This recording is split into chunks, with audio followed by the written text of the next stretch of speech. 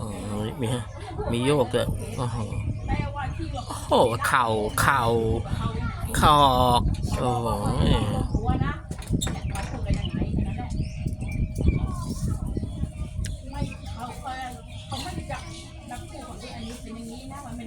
เฮ้ยเดี๋ยวปิดคลิปเนี่ยเนี่ย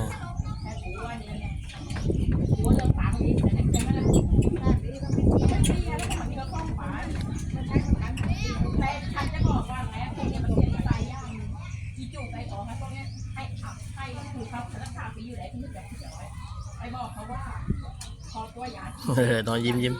เออที่ใกล้เชื้อมันหายทั้งหมดเนี่ยพอส่วนต่างเนี่ยก็เอายาอย่างดีฉีดไปปฏิโมที